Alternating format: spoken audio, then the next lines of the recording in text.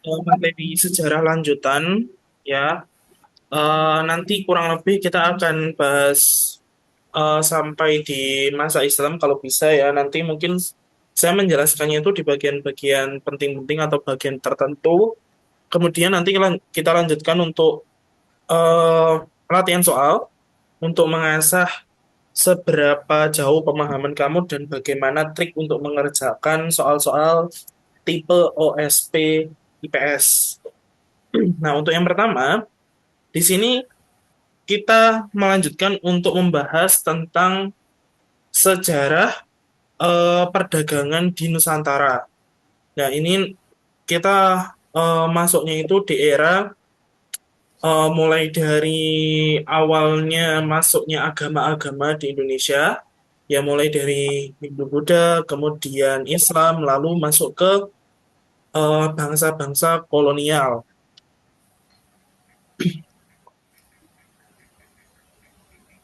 Oke, yang pertama, perdagangan global itu dimulai pada masa eh, 4.500 tahun yang lalu. Ya, di sini itu kita mulai mengenal yang namanya migrasi. Ya, migrasi yang kita bahas kemarin dari beberapa bangsa yang masuk ke Nusantara dan salah satunya itu adalah bangsa Deutero Melayu. Nah, bangsa Deutero Melayu ini kan salah satu bangsa yang hitungannya itu sudah modern, sudah mengenal logam sebagai alat untuk kegiatan sehari-hari, kemudian ditunjang dengan kemampuan mereka untuk menavigasikan laut. Jadi mereka itu sudah mengenal teknologi pelayaran. Nah, dari situ sudah mulai muncul jalur perdagangan lewat laut yang kita apa ya, yang kita kenal sampai sekarang. Bahkan jalur tersebut itu di-upgrade lebih ramai, di-upgrade lebih strategis lagi untuk menyalurkan berbagai komoditas di seluruh dunia. Nah, lalu masuk ke tahun 1720-an, ini sebelum Masehi itu sebenarnya rempah-rempah itu di setiap bagian wilayah dunia itu ada. Cuman di beberapa tempat itu tidak sepopuler yang ada di Indonesia. Nah, salah satunya itu ada di Mesopotamia.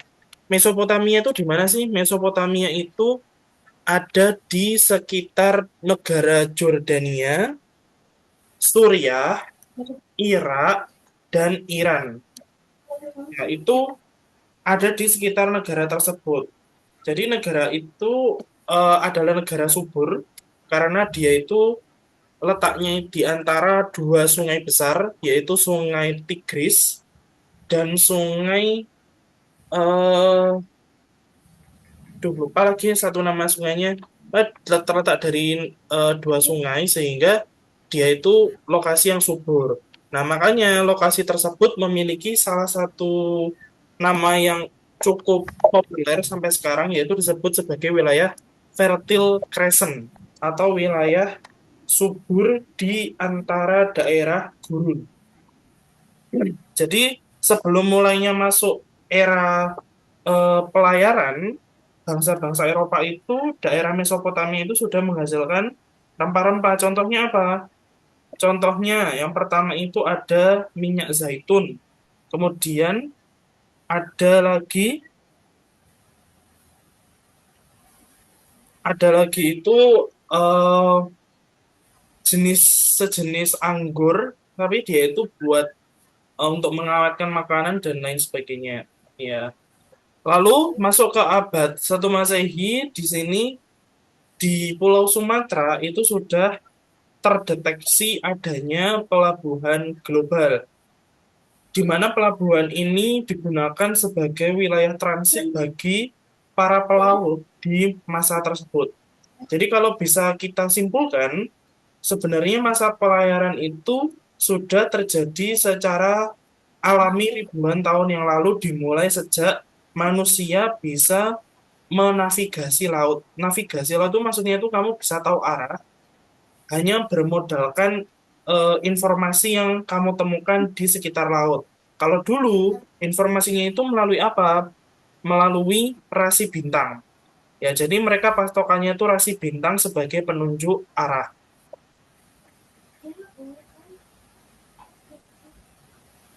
Nah, kalau mereka lihat rasi bintang Orion itu berarti arah ke utara. Kalau rasi bintang apa gitu ke arah mana gitu. Nah, cuman kalau di zaman sekarang kan sudah ada GPS, jadi tidak memerlukan rasi bintang. Tuh pun juga rasi bintang itu kadang-kadang di beberapa tempat susah untuk dilihat. Nah, jalur yang ramai sampai sekarang itu sering disebut jalur sutra. Nah, jalur sutra ini menghubungkan antara wilayah bumi timur dan bumi bagian barat. Kalau di bumi timur di sini kan ada beberapa negara, contohnya ada Cina, ada Jepang, kemudian ada Indonesia juga di bagian bawah sini, dan menghubungkan bagian barat yaitu Eropa. Nah, di sini kenapa kok benua Amerika itu tidak termasuk ke dalam Silk Road? Karena yang pertama aksesnya ke sana itu sangat susah. Jadi kalau kita lihat peta dunia, ke Eropa itu antara kita bisa lewat sini atau lewat sini. Nah, ini nanti ke Amerika. Ini juga ke Amerika. Masalahnya ketika kita berlayar dari Eropa ke barat, di sini tuh Samudra Atlantik itu luas. Dan kalau misalnya kita lewat utara, di sini ada kutub utara. Nah, jadi susah aksesnya. Nah, sedangkan kalau ke timur, ini sama di sini ada Samudra Pasifik yang luas, yang dan ganas juga. Kalau lewat utara, ini kena kutub utara. Jadi pada zaman itu wilayah perdagangan yang aktif, jalur rempah-rempah sama Silk Road atau jalur sutra itu mulai dari Eropa paling barat sampai ke Asia. Nah, lalu kenapa kok Amerika di zaman sekarang itu bisa maju? Itu karena pelayaran eh, negara kolonial Portugis dan juga Spanyol. Yang menemukan benua Amerika atau yang menjelajah ke Amerika namanya siapa? Bisa tahu nggak? Namanya terkenal, awalan namanya Christopher C.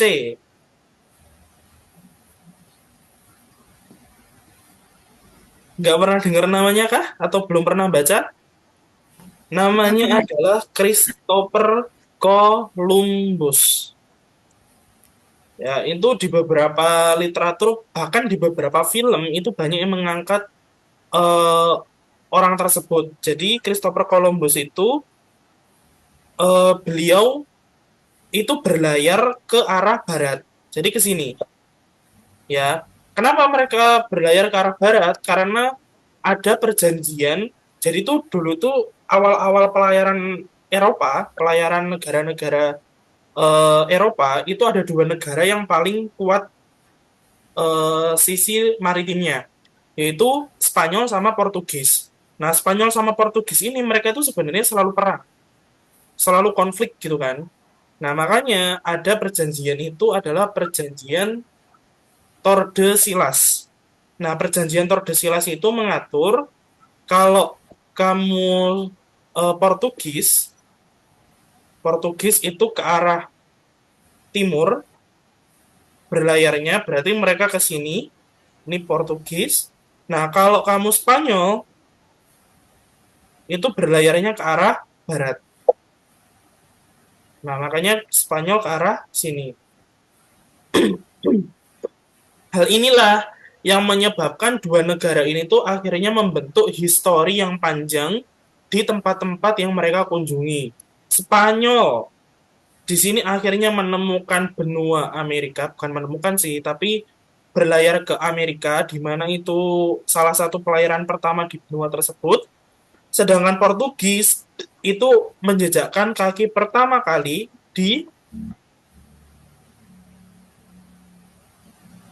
menjejakkan kaki pertama kali itu di India.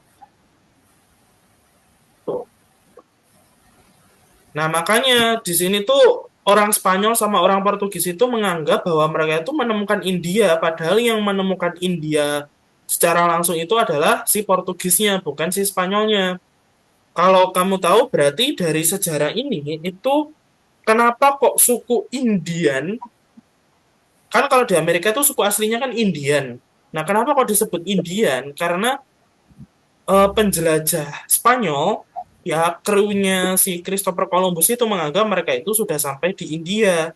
Makanya menganggap suku yang hidup di sana itu adalah suku India. Makanya sebutannya suku di Amerika itu suku Indian bagi negara Eropa. Untuk Oke. Nah, di sini apa aja yang dijual? Yang dijual itu ya banyak ya, tergantung dari tempatnya. Nah, di sini kita ambil kalau dari Asia Timur, khususnya di Cina, itu ya bentukannya sutra, keramik, teh, kertas, dan porselen. Jadi, Cina itu sudah menjadi salah satu negara dengan eh, poros perdagangan yang sangat kuat. Jadi, nenek moyang orang-orang Cina dari dulu itu emang di masalah bisnis itu udah oke banget. Makanya kalau sekarang mereka jadi negara salah satu negara adidaya, negara maju itu nggak heran karena secara nenek moyang aja mereka itu sudah kuat gitu. Nah, sekarang tinggal ke kita. Nah, kita itu sebenarnya itu juga punya komoditas. Nah, komoditas kita itu di perkebunan, di hasil hutan, di hasil pertanian. Seharusnya dengan memanfaatkan komoditas ini aja, kita tuh juga bisa ngikutin Cina jadi negara maju.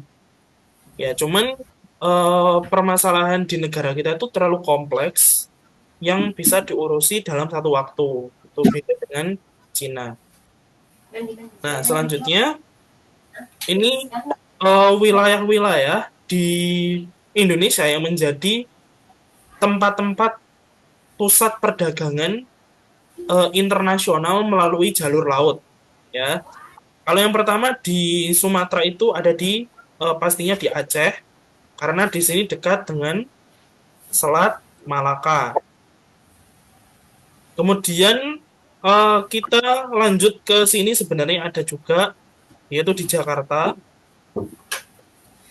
Ini ada Selat Sunda kan. Kemudian di sini ada di wilayah Tuban atau Gresik.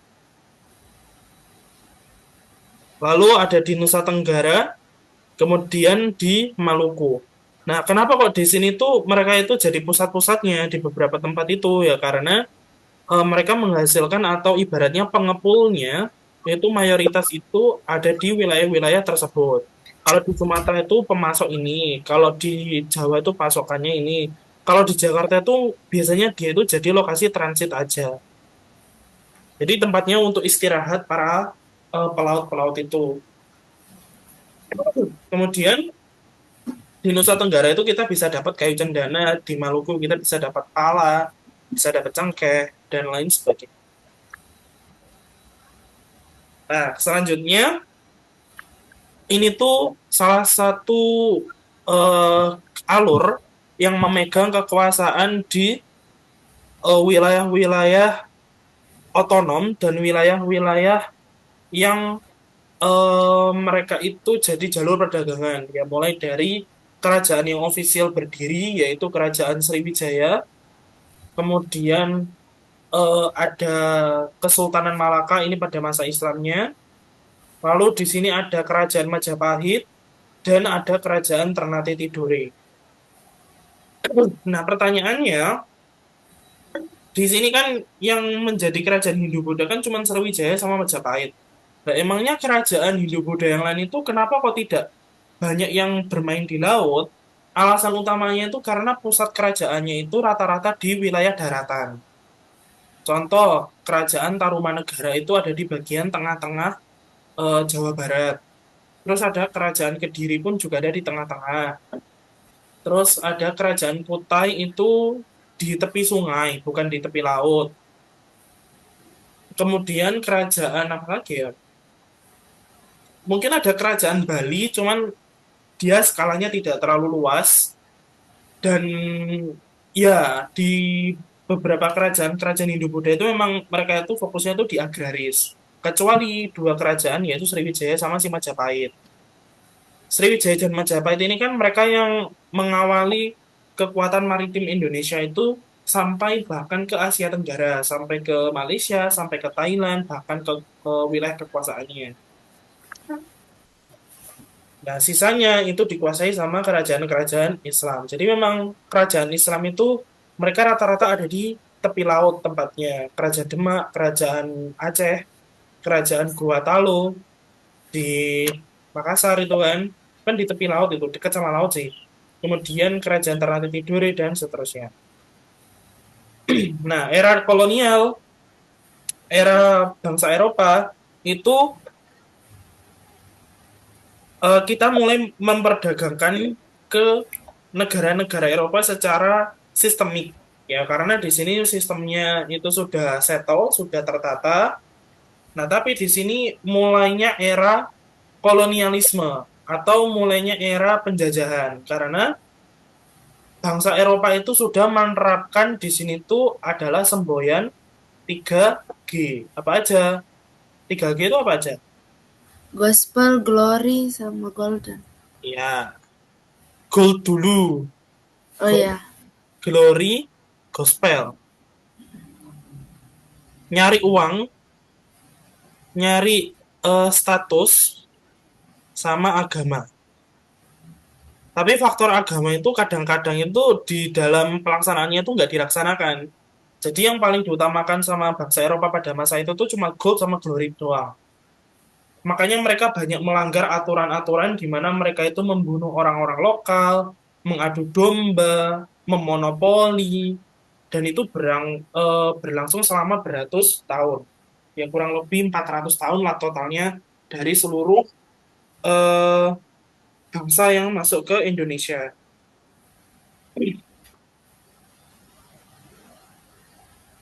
Nah, ini di wilayah daerah Sulawesi, ya, Sulawesi dan juga di daerah Maluku, itu ada di beberapa tempat, ada di daerah Kendari, ada Buton, ada Muna, ada Woni, di sini dan di sini, ya. Nah, kenapa di sini tuh jadi salah satu tempat mikro untuk proses pelayaran dunia? Karena di sini tuh ada selat-selat kecil.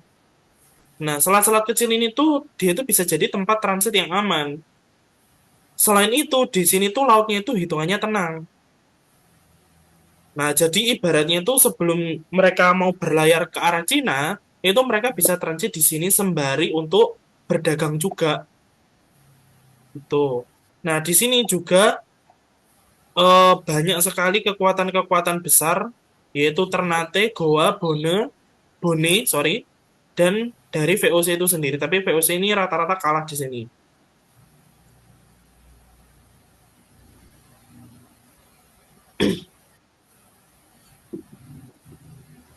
Ini yang eh, penguasaan-penguasaannya nanti bisa dibaca, ini juga bisa dibaca sendiri.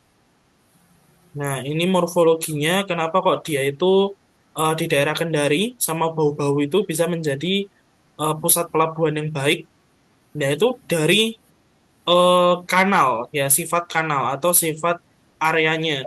Kalau di Teluk Kendari, di sini tuh daerahnya itu eh, ada stream yang masuk, ya. Jadi dia itu cenderung lebih tenang di sini alirannya. Maka kapal-kapal yang masuk di sini dia itu bisa aman dari gelombang-gelombang laut yang kuat gitu. Makanya mereka itu bisa bersandar dengan waktu yang lebih lama dan tidak terpengaruh oleh arus pasang surut yang cukup kuat.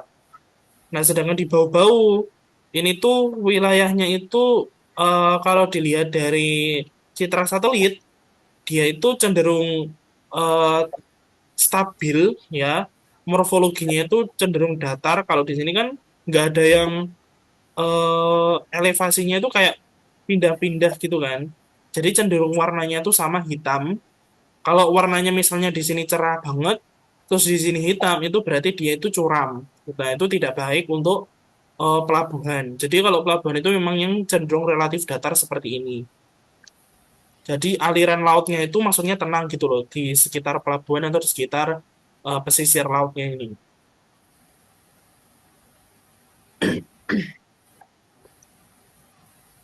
Oke, dari pengaruh aktivitas perdagangan tadi itu berpengaruh banyak terhadap eh, kondisi sosial yang ada di lokasi tersebut. Jadi secara agama itu menjadi pintu masuk agama Hindu, Buddha, dan Islam. Jadi Indonesia itu bisa dibilang satu-satunya tempat yang proses asimilasi kebudayaan secara religi itu bisa dilaksanakan tanpa perang. Bisa kamu cek di berbagai literatur juga, di berbagai tempat, proses masuknya suatu agama itu rata-rata melalui perang. Itu entah itu dari agama Hindu, Buddha, Islam, itu semuanya rata-rata melalui perang. Nah, kenapa kok di Indonesia itu kok bisa damai, kok nggak harus lewat perang ya? Karena kita itu secara tidak langsung gitu loh terbentuknya. Jadi nggak bukan proses yang disengaja, kecuali yang agama Kristen dan Katolik itu karena lewat semangat 3G tadi. Sedangkan untuk yang agama Hindu, Buddha maupun Islam itu mereka penyebarannya itu ya melalui aktivitas sehari-hari.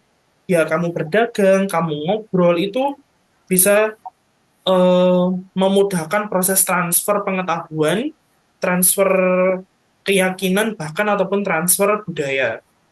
Yang kedua itu dari sisi bahasa. Bahasa yang kita gunakan sekarang, bahasa Indonesia itu sebenarnya itu sudah banyak terpengaruh sama bahasa-bahasa asing. Tuh. Jadi kalau bisa dibilang itu bahasa Indonesia itu adalah bahasa yang em, kalau dibilang unik sih nggak unik juga ya. Bahasa multifranka, jadi multi suku.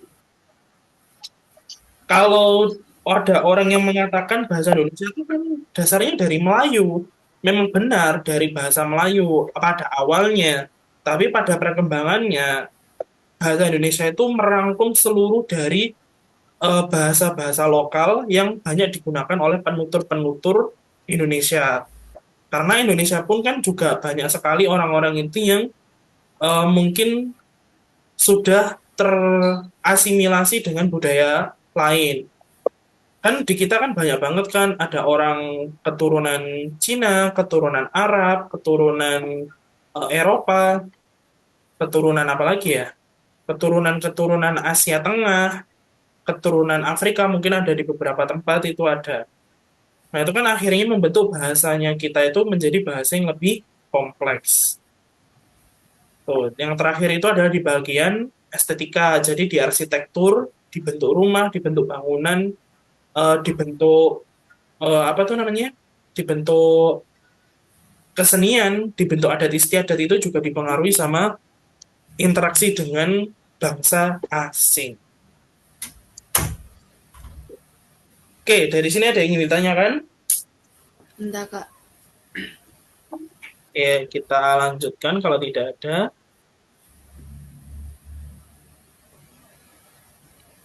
Kalau kamu ada yang bingung langsung bilang ya. Iya Kak. BTW aku sudah upload semua apa namanya materi khususnya sejarah sama geografi di Google Drive. Jadi nanti kamu bisa pelajari di situ. Untuk yang ekonomi sama sosiologi masih aku rangkum-rangkum dulu, aku sesuaikan. Karena nanti kalau aku upload semuanya kamu bingung nanti belajar yang mana. Kemudian untuk latihan soal itu juga aku upload secara berkala, sementara udah ada 4 latihan soal. Nanti kita akan menyelesaikan untuk latihan soal yang kemarin, yang OSP 2019. Terus baru kita masuk ke yang latihan soal khusus sejarah. Oke, sebentar aku mau buka dari dulu.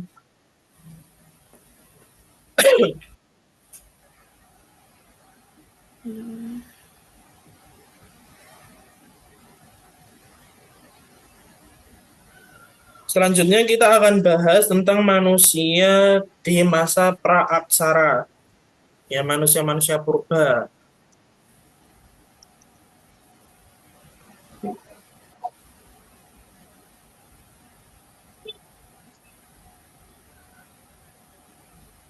Oke, manusia purba. Nah, masa-masa apa namanya masa-masa zaman batu itu dibagi jadi berapa bisa yang kamu tahu? Zaman Eh, batu kayak tiga, Neolitikum dan seterusnya. Yang kamu tahu ada berapa? tiga, Hmm? tiga kayaknya. Apa aja? Ih, susah kak bilang kak namanya, weh. Enggak, Hmm, tiga. Oh, tiga nggak bisa nyebutin gimana? Jadi zaman batu itu ada ada yang nyebut lima, ada yang nyebut enam.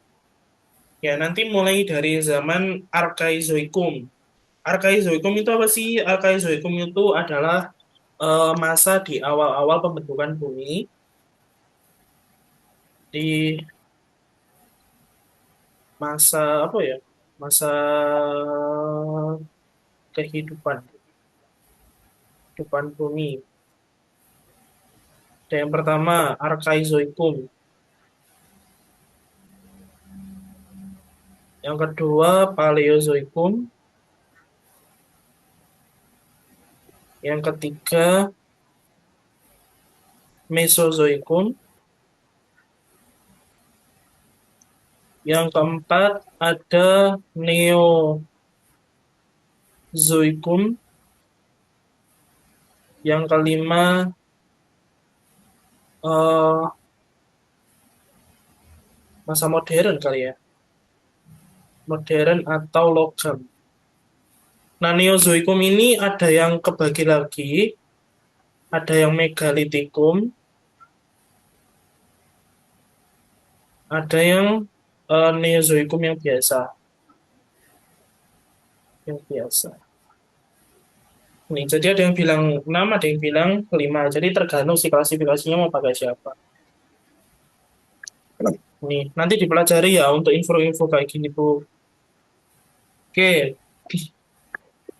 apa yang dimaksud dengan praaksara? Jadi praaksara itu adalah masa di mana manusia itu belum mengenal tulisan.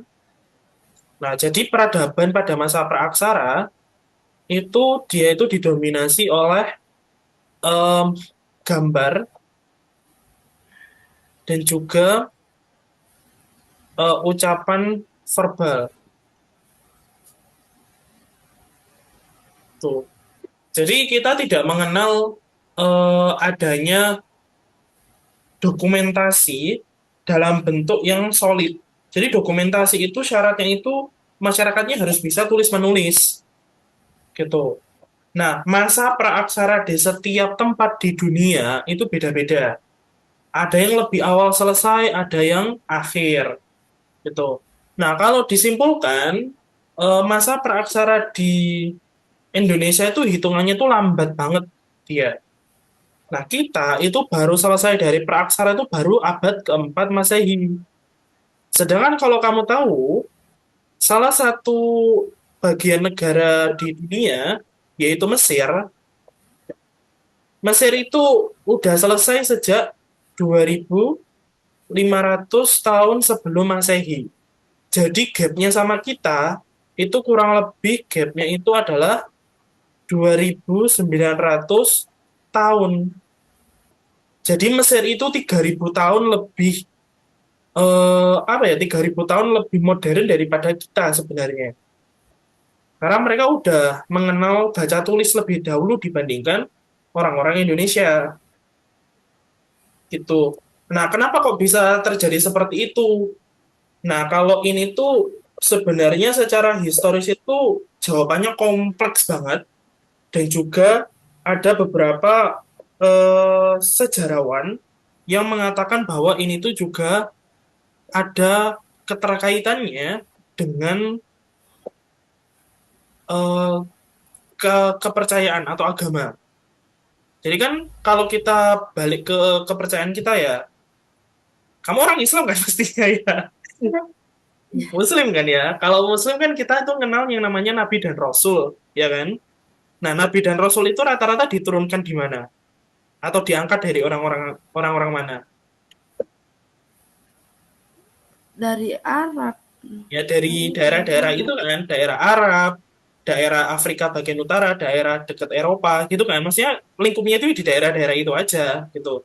Nah, hal tersebut menunjukkan bahwa memang orang-orang di daerah tersebut itu adalah orang-orang yang pilihan. Dalam artian pilihan itu secara sosial religi itu mereka punya privilege untuk bisa lebih awal dalam mengentaskan peradaban itu. Nah, belum ada literatur tertulis manapun yang menunjukkan bahwa nabi-nabi dan rasul itu diturunkan di tempat-tempat lain. Meskipun ada beberapa catatan itu ada yang turun di Asia Tengah, tapi itu sebatas nabi doang. Di mana nabi itu kan nggak membawa risalah, atau dia itu intinya nggak berdakwah secara terang-terangan kan, beda sama rasul kan. Kalau rasul kan wajib mendakwahkan kan, di mana kita tahu itu cuman sekitar rasul itu kan ada 313 doang kan. Betul, tapi yang catatan yang paling kuat itu ada 25 gitu. Yang masyhur atau yang terkenal gitu. Nah, di situ menunjukkan bahwa faktor eksternal itu juga sangat berpengaruh terhadap peradaban praaksara menjadi masa aksara.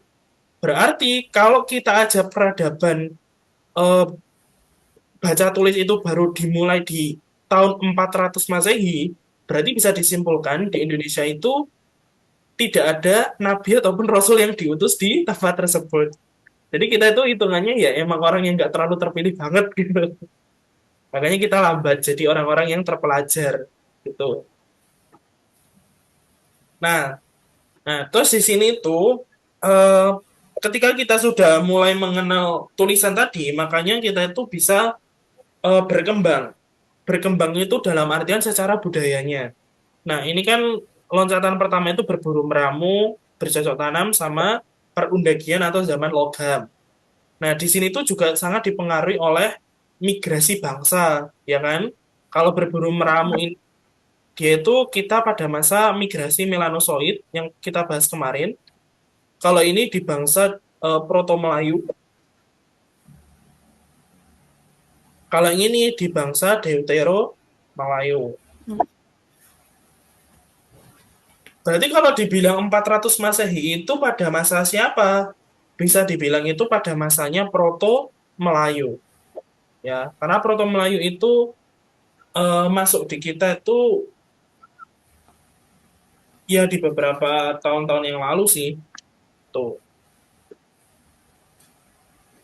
Nah, di sini kehidupan di masa berburu dan meramu itu mereka sangat bergantung pada alat-alat yang bisa mereka temukan atau yang bisa mereka buat secara instan dari alam, yaitu tentunya terbuat dari batu. Ya, jadi gimana sih mereka itu bisa membentuk batu-batu menjadi sedemikian rupa? Jadi mereka itu nyari batu itu yang sekiranya itu mudah untuk dibentuk. Jadi mereka membenturkan dua batu, ya kan? Dan batu-batu tersebut itu mereka eh, benturkan itu sampai membentuk salah satu sudutnya ini jadi lancip. Ini tuh lancip banget. Bahkan sampai masa sekarang pun sebenarnya kita bisa membuat seperti ini sih. Cuman nyari batunya ini yang kita perlu pengetahuan lebih gitu. Nah, kalau orang-orang zaman dahulu itu sudah tahu, oh batu ini tuh bisa untuk mecah, oh batu ini tuh nggak bisa dipecah kayak gitu. Ya bayangin aja kamu mecahin batu yang dari sungai, batu sungai itu kan hitungannya keras banget ya. Gimana kamu bisa mecahnya itu kan susah. Jadi itu batu-batu khusus gitu yang mereka gunakan. Selain itu juga mereka menggunakan dari tulang-tulang dari sisa hasil buruan mereka. Jadi hewan-hewan yang mereka buru itu kan tulang-tulangnya itu kan bisa dibentuk ataupun diambil yang bagian tajam terus dibuat senjata. Nah, konteks kehidupannya mereka itu nomaden ya karena pasti seketika misalnya hewan buruannya udah habis, mereka akan moving, nyari tempat baru yang hewan buruannya banyak. Terus di sini tuh mereka kelompok-kelompok kecil masih belum mengenal sistem sosial, jadi cuman kebagi aja. eh, yang kuat itu pasti rata-rata laki-laki akan berburu, sedangkan yang perempuan itu akan kebanyakan meramu atau mencari makanan melalui aktivitas apa ya, craving, ya craving food dari hutan gitu. Nah, ketika kita sudah pada masa bercocok tanam, yaitu di masa Neolitik. Nah, ini kita sudah mengenal pemukiman. Ya, jadi orang-orang itu ketika budayanya itu sudah lebih maju, alat-alatnya juga lebih modern, maka mereka itu memutuskan untuk menetap di satu tempat dan mengolah lahan tersebut menjadi lahan produktif. Jadi mereka membuat lahan pertanian, membuat ladang, kayak gitu kan. Terus sudah apa namanya, mereka juga membuat gerabah atau alat-alat penyimpanan gitu. Jadi ketika mereka panen, mereka itu bisa menyimpan makanan mereka supaya bisa tahan berbulan-bulan gitu. Nah, di sini masuklah ke zaman perundagian atau zamannya logam. Nah, di zaman logam ini tuh intinya sudah masuk ke fasenya kerajaan, kekaisaran, dan imperium. Jadi intinya udah sangat modern-modern banget. Jadi mungkin eh, kalau di film-film sih maksudnya udah yang modern banget dan dia itu sudah kastanya itu udah terlihat jelas gitu loh. Jadi kalau kamu pernah lihat film-film zaman-zaman kerajaan kayak Game of Thrones, kemudian apa lagi ya? Lord of Lord of Seven dan lain sebagainya, pokoknya banyak lah film-film kerajaan itu mereka itu masuk ke zaman perundagian dan zaman perundagian ini itu berjalan sampai sekarang sebenarnya karena mayoritas alat yang kita gunakan itu berasal dari besi. Cuman kita sedang pada masa transisi di mana kita itu menggunakan bahan yang modern lagi yaitu plastik gitu. Cuman plastik itu nggak terlalu apa ya, nggak terlalu lama sih. Fasenya itu cuma sekitar 100 tahunan masihan plastik itu usianya. Tapi yang jelas logam itu sangat berpengaruh sampai di masa modern. Nah, ini secara eh, evolusi dari mulai kita berburu meramu sampai perundagian itu strukturnya makin kompleks, model kehidupannya juga makin kompleks. Lalu di sini di alat-alatnya, di masa awal itu di Paleolitik itu model batuannya itu sangat kasar. Kemudian di masa Mesolitik itu dia lebih halus lagi pengasahannya dan kita sudah mulai mengenal kehidupan laut di mana ada peninggalan berupa Keukenmodinger atau tumpukan kerang laut. Kemudian di masa Neolitik ini sudah sangat presisi alatnya dan juga di Neolitik ini ada satu masa yaitu megalitik di mana kita membangun monumen-monumen dalam ukuran yang raksasa. Kalau di Indonesia itu megalitik itu identik dengan bentuk-bentukan candi, ya bentuk-bentukan gapura-gapura yang besar. Cuman untuk yang megalitik yang sebelum masanya Hindu-Buddha itu kita kurang, susah banget untuk nyarinya. Kenapa? Alasannya karena negara kita itu adalah negara dengan sumber bencana yang banyak. Kalau kamu tahu, di beberapa candi di Indonesia itu ketika masanya Islam itu mereka banyak terkubur di bawah abu vulkanik. Nah, contohnya itu Candi Borobudur. Borobudur itu baru direstorasi itu ketika negara Inggris datang. Jadi memang di masa Islam itu kayak candi-candi itu nggak terlalu diurus karena kan udah beda masa ya. Kemudian dari situ kita bisa menyimpulkan, jadi budaya-budaya megalitik pada zaman sebelum Hindu-Buddha datang itu sudah banyak yang terkubur di dalam tanah karena faktor-faktor bencana, entah gempa bumi, entah tanah longsor, entah banjir, entah gunung meletus, tsunami, dan lain sebagainya. Gitu. Jadi budaya kita itu banyak yang terkubur. Kalau kita mau gali lebih dalam atau kita mau observasi lebih rinci, kita bisa menemukan sebenarnya lokasi-lokasi ataupun situs-situs tersebut. Tapi cuman ya susah kalau di zaman sekarang. Karena butuh alat yang modern untuk mendeteksi hal-hal tersebut. Oke, kalau logam di sini ada nekara, ada kapak, kapak perunggu, kapak corong, bejana, dan juga perhiasan. Nah, ini teknik percetakan logam itu ada dua tipe, bivalve dan acireperdu.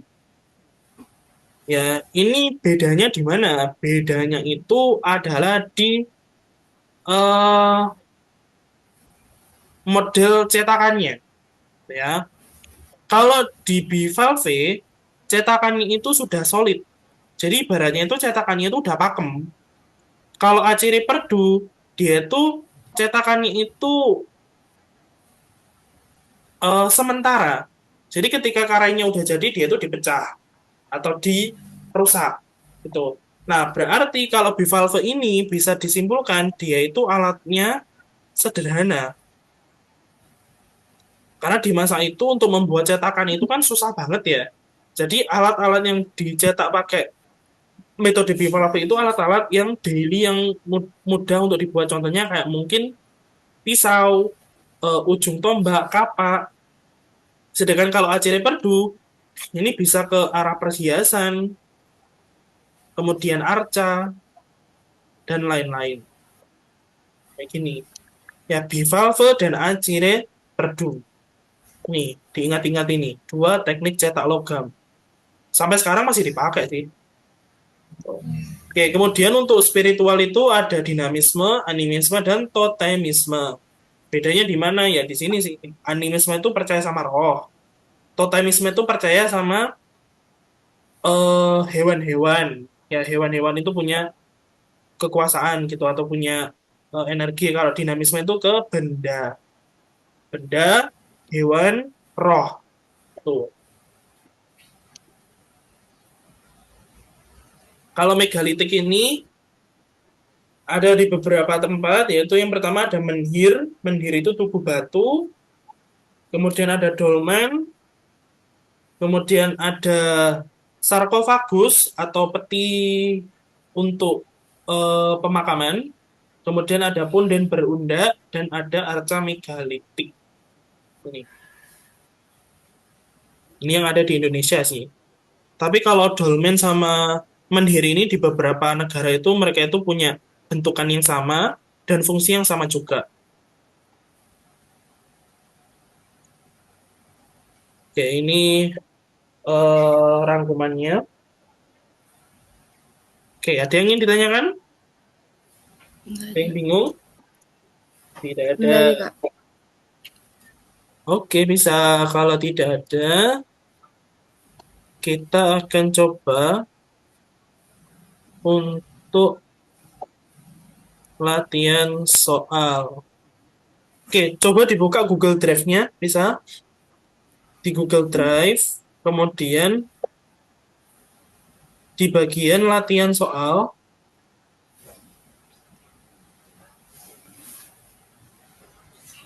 ini kamu lihat yang file soal 7, yang latihan soal 7. Ini isinya full sejarah. Ya sudah. Oke, ini coba dikerjakan untuk soal nomor satu, untuk soal yang ini, pilihan ganda satu. Ada 8 soal kalau nggak salah. Ya, pilihan ganda satu aja. Coba yang dikerjakan itu dulu.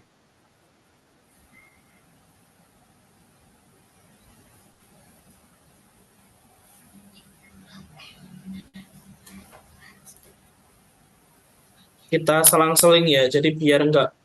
Kamu kayaknya kalau dengerin terus itu bakalan ngantuk itu pasti. Dengerin saya yapping dari tadi.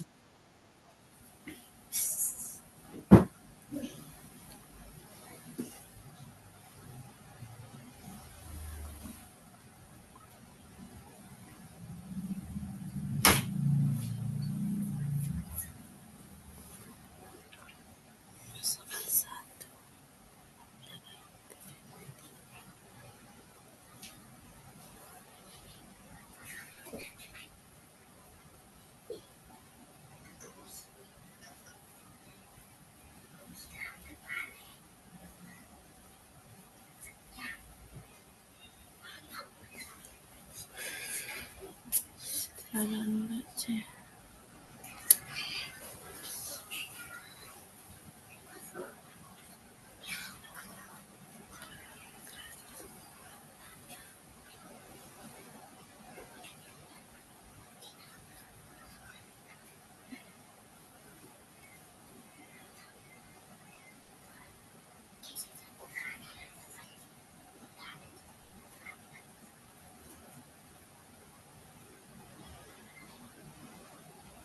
Yang mana?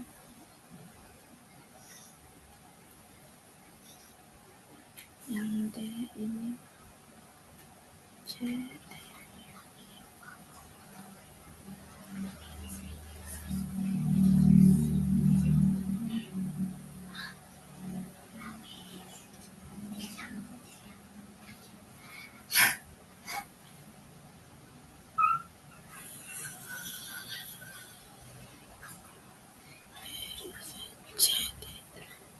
Berhenti baju berkarya sama.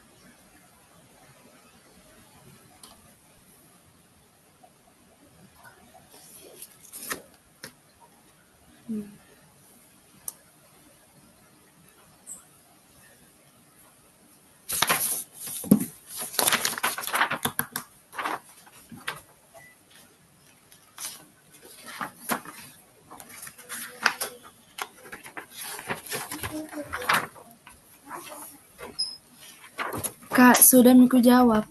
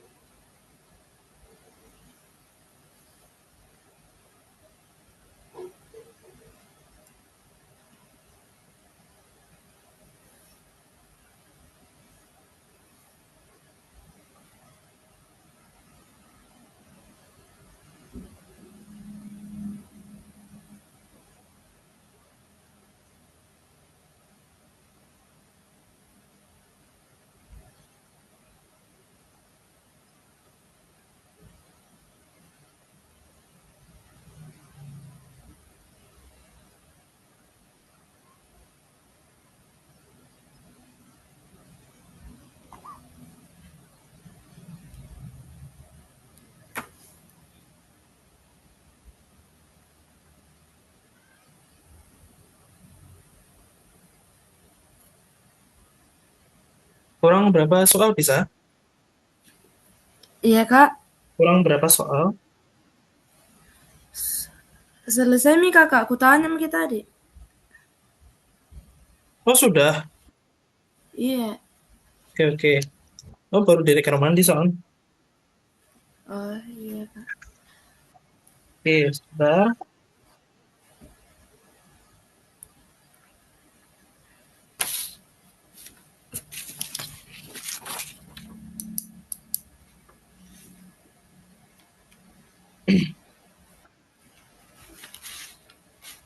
Oke, kita bahas mulai dari yang soal nomor satu. Tokoh yang mendasar di sini dari teori masuknya nenek moyang Indonesia dari Hackern, Muhammad Yamin, dan Peter Bellwood. Perbedaan mendasarnya yang mana? C.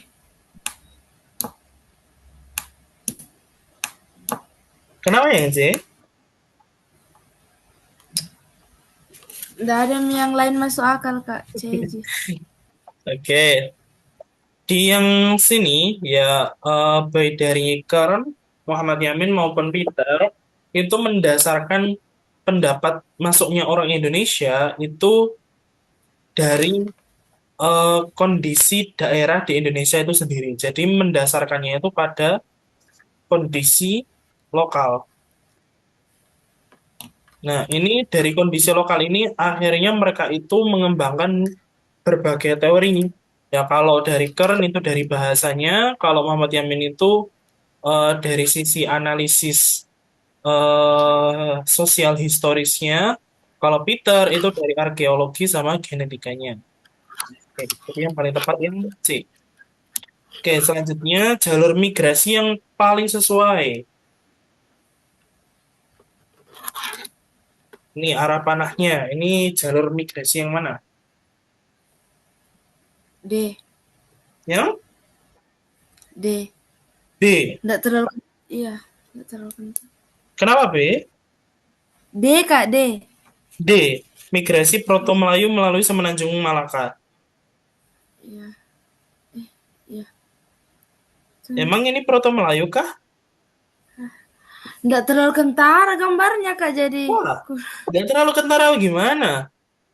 Iya, di Ini HP nggak ini terlalu kan kayak. jelas ya. Jelas maksudnya dia itu panahnya dari sini kan. Nah, kalau panahnya dari arah sini, dari arah timur ke Sulawesi sama ke Kalimantan, berarti itu bangsa apa? Deutero. Bangsa Deutero. Deutero. Nah, berarti bangsa Deutero itu yang mana kira-kira opsinya? Yang paling mendekati Deutero.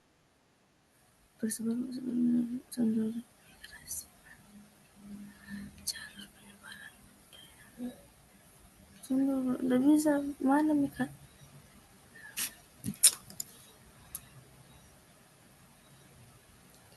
Aduh, Tuhan udah.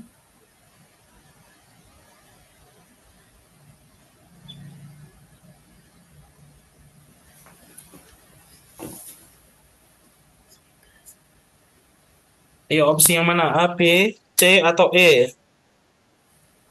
Sebaran. Tunggu dulu aku lihat. Ada paparan sahur.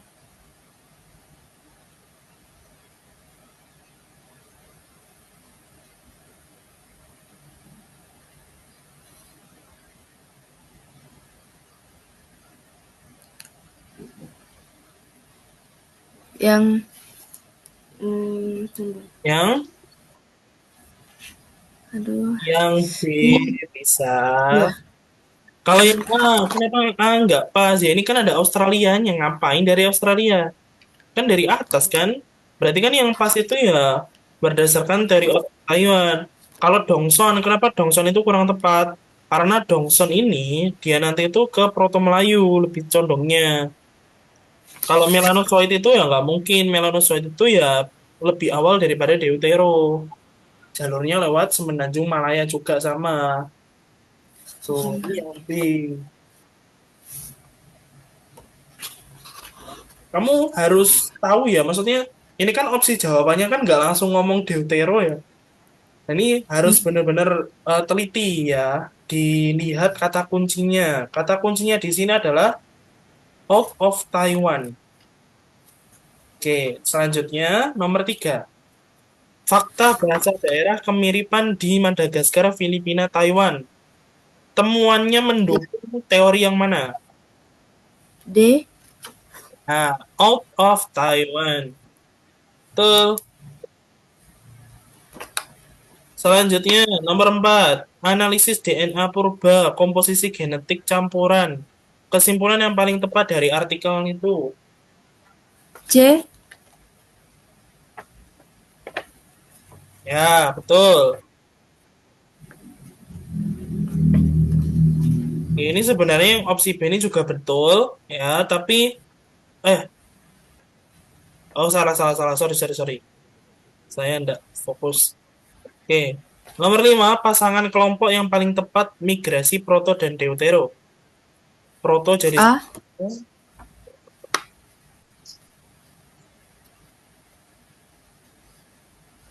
Oke, ini dari list yang kemarin ya.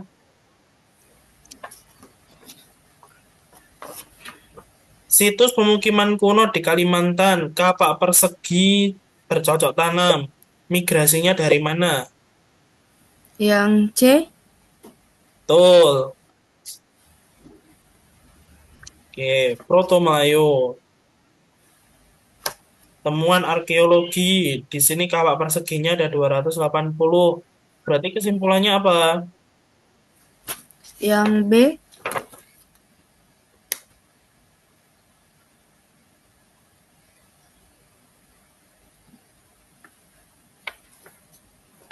Ya, betul. Dari opsinya yang paling meyakinkan yang B. Nomor 8 terakhir. Arkeolog berpendapat asal-usulnya tidak hanya linguistik, tapi dicampur genetik arkeologi. Pernyataan menunjukkan bahwa, B. oke, betul.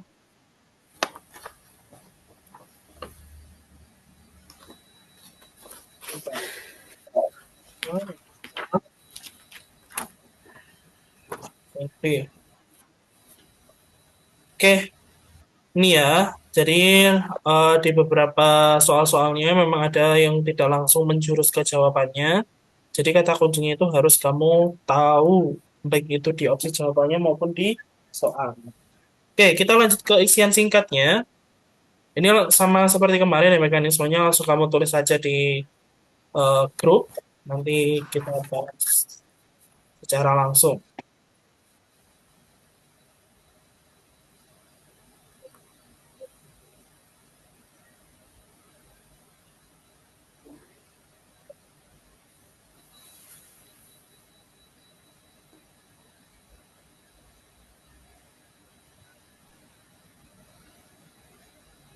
Tuhan, kau jangan ceritaku mengenai dia, padahal cerita seindah ini.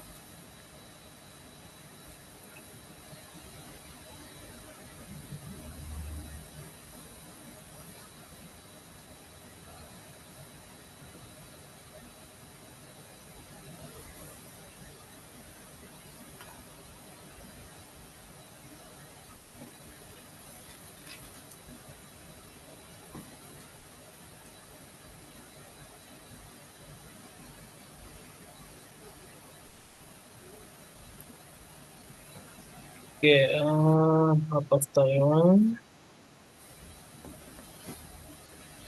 Loh,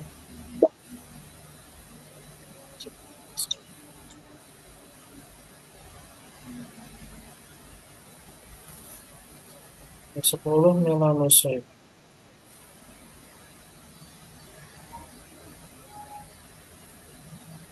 Oke, betul.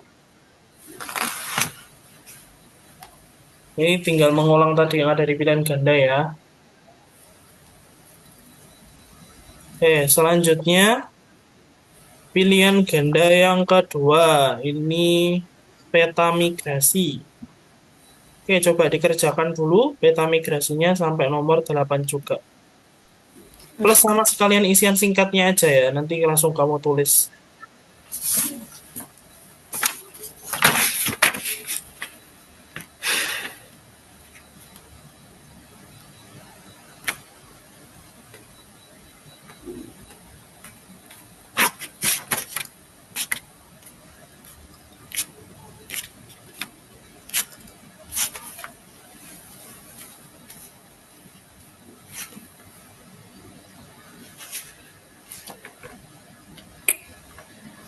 Jika pun semuanya salah. Let's all do tadi ya. Ya Allah, adakah power banknya bunda yang ada anunya Kisha? Ini, tempel ini, tempel. Ada kah? Tidak ada kapang. Tidak. Power bank cas di. Tadi jasnya bah.